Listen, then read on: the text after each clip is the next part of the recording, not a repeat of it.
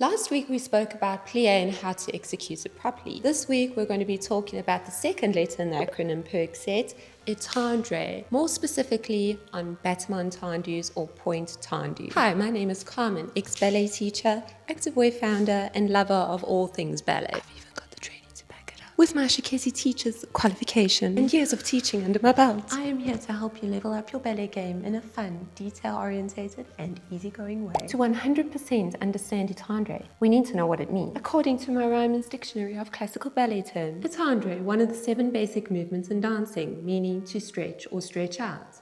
It literally says, see battement tendu, point tendu. So in other words, to stretch, simply just standing, or various other ballet positions, or battement tendu, which is what we're going to be focusing on today. And then to stretch out would simply be to stretch out of a bend, whether you remain à terre, the French word for on the ground, or on the floor, or en l'air, the French word for in the air, and a sauté or jump, which we will be discussing in one of the future classes. But for now, back to battement tendu, which is the foundation of many ballet steps. What does it mean? It means battement tendu, a stretched beating action of the working leg, practiced at the bar and in the center to build strength and control in the leg, to increase the arches of the foot in preparation for point work, and to promote an aesthetically pleasing long, straight line through the leg and foot. Also practiced to train the straight sliding action outward and inward, which is the basis for most battements.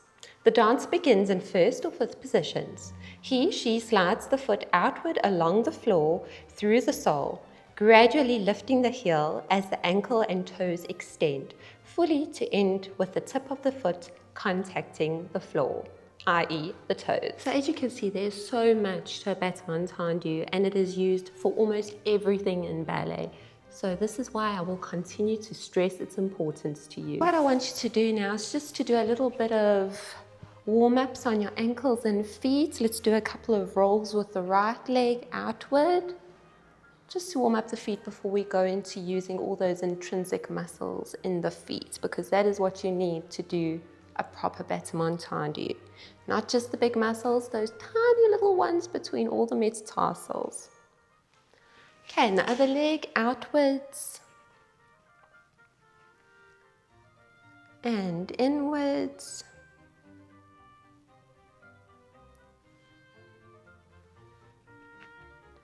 This foot wants to go a little bit spastic when it goes inwards.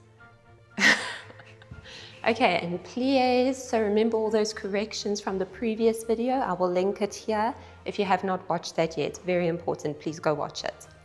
Bend and stretch, lengthen, lengthen, lengthen, and push and pull to squeeze the legs together and push open the knees. Remember the wrapping sensation, tummy in, shoulders back and down, bend and stretch and bend and stretch.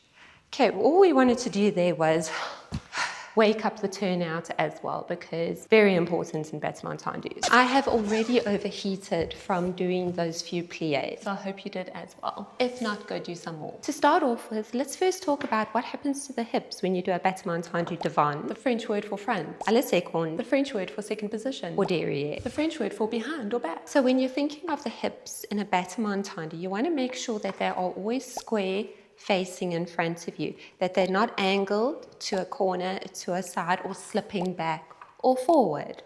So if I'm pointing to the front, I want to make sure that my hips are square facing in front of me. I don't want the supporting hip to slip back and the working leg to slip forward.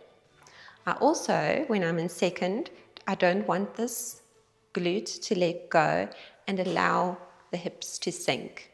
You've got to keep that turnout constantly, keeping your hips square to the front. You see why turnout is so important. You literally are using it here while you are pointing to the front and to the side. And also when you are pointing to the back, you mustn't let the working hip slip back. You need to keep that forward, your hips facing square in front of you as much as humanly possible. There will always be a slight displacement in the hips when you go to the back, but it mustn't be free for all, yay, we're letting the hips go. No, you've still got to continue keeping those glutes activated, everything activated, trying to keep it as straight and square as possible. Since we're talking about turnout, if you recall in the previous class, the plié class, I was talking a lot about turnout. Now, as we progress through these classes, you will see that turnout is so important and gets used in everything we do in ballet. It will be your best friend. You constantly have to be thinking about turnout coming from the hips. It is not from the knee and it is not from the ankle. It is constantly from the glutes working. If you recall from the previous class, I will link it here for you to go look at. The glutes are back, down and around coming through. So constantly, if you are thinking of that turnout, you will keep your hips square in front of you. The turnout is a magic formula to keeping your hips square. Now, when you're thinking of turnout from the hips, it's easy to be like, okay, cool, I'm turning out from the hips, but then to allow the rest of the leg to become a little bit lazy. So what you want to do is really you think of that word étendre, to stretch.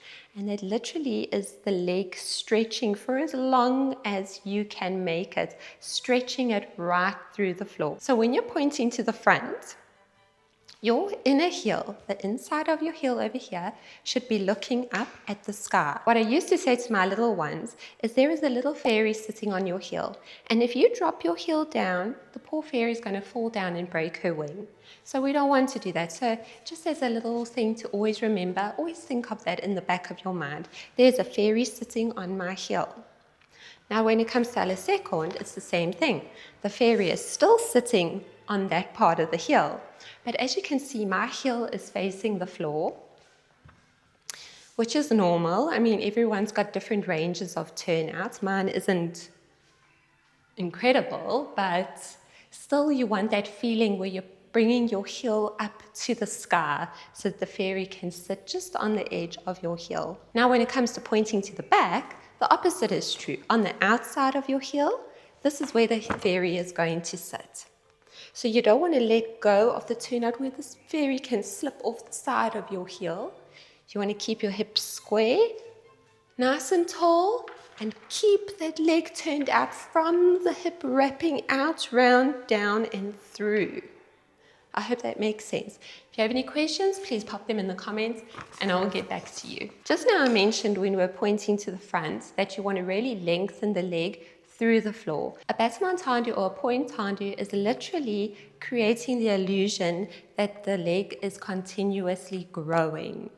Now, the ways to spoil that line is very simple, is if you introduce a sickle. When I say sickle, what I mean is this. Watch my feet carefully. When pointing, one is either contracting the anterior muscles, which is incorrect, or an interior sickle like this, which is also strengthening the wrong muscles. So what I want you to do is to take this very seriously. If you notice in your training that you've got a slight sickle coming up or down, I want you to ask your teacher and tell her to be very honest with you, because you don't want that to continuously be trained into your muscles. Because trust me, once it's there for too long, it takes a lot of effort to try and rectify the problem. So please make sure that you get your toes in line with your knees. Remember in the plié class, I was talking about your knees tracking over the second toe. The same is true with the battement tendu. You want the energy from your hip to go through your leg, through that second toe. So your leg is a straight line, or as straight as possible. So if you look here, I'm doing an anterior sickle here and an interior sickle here. I am exaggerating it a bit, but as you can see, it makes the leg look stumpy and it just doesn't give a clean line. So it's also for aesthetics. We want the lines to be graceful and fluid in ballet. So what I was saying just now, when you're lengthening through from the hip, this hip is getting pulled back because remember you want to keep your hips square, and the energy is going through your leg, through that second toe. And can you see that my foot is not sickling, it's in a straight line. Please remember, the sickling of the foot is not just for aesthetic reasons, it's also for strengthening and flexibility reasons. You don't want to be strengthening the wrong muscles, and then when you go onto point, it's going to be a disaster because you're going to cause an injury or balance is going to be bad. Worst of all, your teacher will probably say to you, you're not ready for point work. And we don't want that. So please take this very seriously. Make sure when you point your feet that you're creating that long, straight line. Also, emphasizing full articulation of the foot is imperative with the Battement tendu. I'm going to go into it now with you. At no point in a Battement tendu do you lift like the whole foot off the floor. At least some part of the foot remains on the floor. You've almost got to think of it like this, that your foot is a big tongue and the floor is a sucker or a yummy sweetie. So you literally lick the floor with your foot. So moving into a full point, you will go through plié à terre, which is foot flat on the floor, then plié à quatre, which is a quarter point, plié à demi, which is a half a point, plié à trois quarts, which is literally just before you come to the full point. Okay, so if you put your feet flat on the floor, this is plié à quatre, plié à demi, plié à trois quarts, and full point. Literally the angles of the foot that you move through to get into a full Battement tendu position. So slowly we're going to lick the floor, go through cut, demi, trois quarts, and full point. And then coming back down, you reverse that whole motion. You've got to really think of making the energy move through the foot as you perform a Battement tendu. So it's not just a slide out and a slide in, okay? You've got to use energy to push the foot out, sliding it along the floor. Notice how I didn't do this at the end. Because remember, at least some part of the foot has to be touching the floor at all times. So you're going to push all the way out. Remember your glutes and everything, tummy. And then to come back in, you're going to squeeze your inner thighs together to bring it in. The squeezing comes from here. Pushing out, using the glutes. Squeeze, come in, and as you come in, you need to lengthen some more. Because if you don't lengthen, what's going to happen, that leg is going to bend and then it's going to stretch. So you want to create space. Remember I was talking about the femur in the hip socket last week. Lifting up, lifting up, lifting up, squeeze, squeeze, squeeze into first position. Do you remember when I was reading from the Ryman's dictionary, it said there beating action? Now in the Shikesi ballet method, we don't do even timed Battement tendus.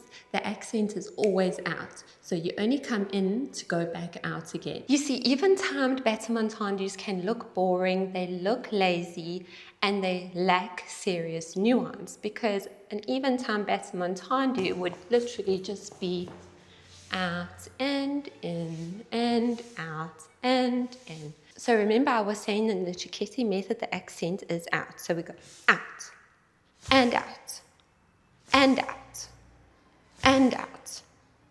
It's not just a simple in and out. And this is very important because when it comes to doing something like sautés and that, you don't jump off the floor in a sauté like a bleh. It's a sharp spring off the floor. So you've got to think of the floor as your friend and almost as a springboard and not a home that you can live in. Does it make sense? So we're going to go more into sautés and that in next classes, but I just wanted to touch on that just so that you can understand that there is a reason why we like to have an accented Battement tendu. Alrighty, so let's just go through the various Battement tendus in first position. So to go to the front, I don't have a bar, so this is a little bit awkward to explain without falling all over the place, but I will try. Okay, so feet in first position, you're going to slide the foot out through the parts of the foot, point right to the tips of the toes, and squeeze to come back in. Same to alla second. Through the parts of the feet, slide, lick, lick, lick, lick, lick, heel forward, glutes square, and squeeze to come into first position. Repeat to derriere at the back. Through the parts of the foot, tips of toes.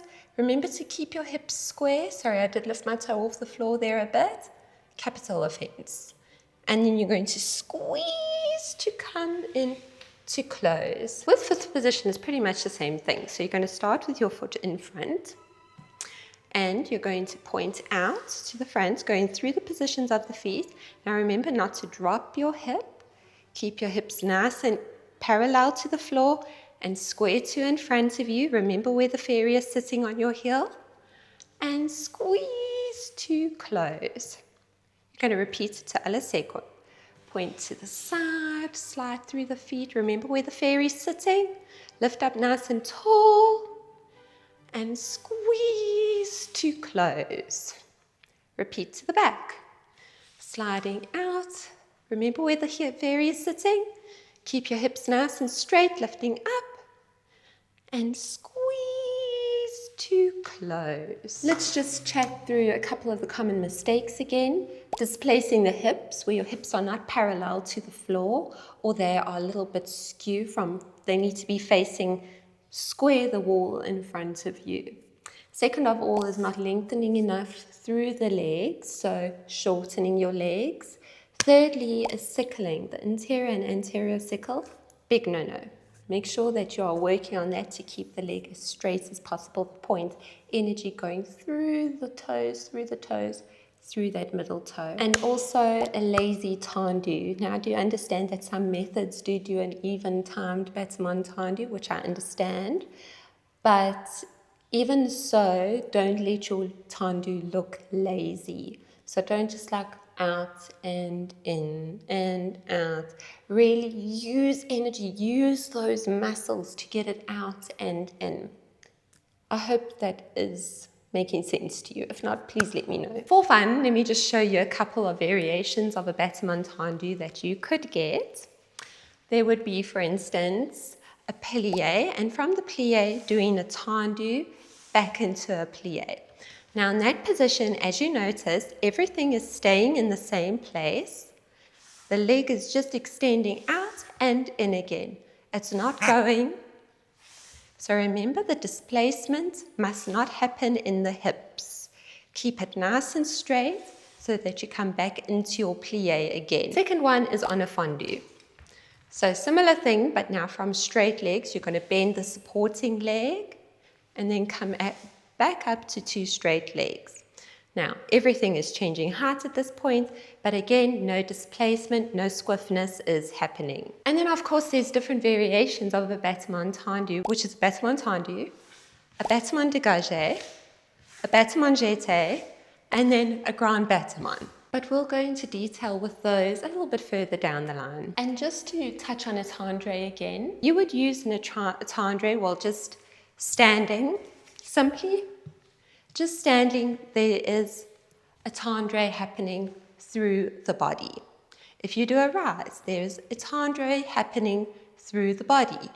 If you do a jump, that section from a plié into a jump is a Battement tendu, would you believe it? Because it's literally the same movement as a Battement tendu. Your toes are still going through the different positions of the feet until they're in the air. But don't worry, we will go into that a little bit more in the next lesson, in one of the next lessons. Just standing, a rise, a sauté, all different positions of the body. Doesn't matter what you're doing, everything is étendre. And now for funsies, we are going to do the grade 5, again grade 5, Battement tendu exercise. It is very simple. I will show you how it goes. So we're going to go very simple. Starting in fifth position, hand on the bar, point, tendu, lower, fourth croisé, demi-plié, and stretch. And point, and close, and close, and close. So remember, the accent is on the out. Out, and out, and out, and close. Okay? Then you're going to repeat the same to alla seconde, same to derrière, same to alla seconde again, and then we are done. The teacher says to you, go en croix, that means do it to the front, to the side, to the back, and to the side. Across. Okay, standing at the bar, feet in fifth position. I'm going to start with my left foot front. Nice and tall, hand on the bar.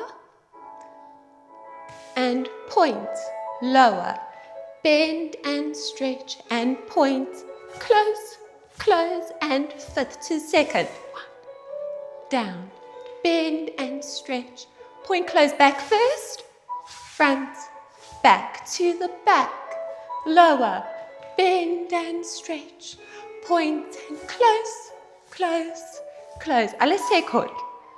Down and bend, stretch, point, close, front this time, back and front. Good, let's repeat it on the other side. I'm going to do my right foot now. Hand on the bar, point and lower, bend and stretch, point, close, close, foot to second, down and bend, stretch, point, close, back, front, back to derriere, and bend and stretch, point, close, close, close. Let's take hold. Point, close, front.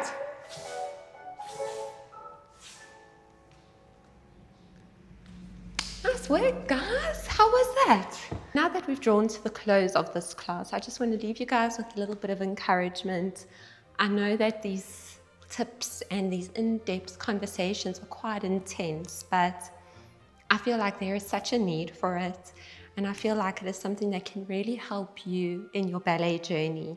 I thank you guys for following along with the classes. I appreciate every single one of you, and I really just want to see you guys grow and improve in your technique in ballet, because when you do that, you feel so much better, you feel so much more confident, and that is such an exciting feeling to have. You guys are amazing. Congratulations on making it through another class with me. And yeah, I just want you to also just keep on working on the tips that I give you. Every time you go to ballet class, every time, even if you're standing making yourself a cup of tea, you can think, oh my goodness, I can just work on my turnout here while I'm waiting for the kettle to boil, while you're photocopying papers in the office. No matter what it is you're doing, there is some element of ballet that you can practice that won't even really be noticed by other people unless they're really watching you. Yeah, so that is my tip of the week for you. Keep practicing no matter where you are. You'll find opportunities throughout the day, trust me. And then also, if you did enjoy this video, please like and subscribe, and I'll see you guys in the next video. Be blessed.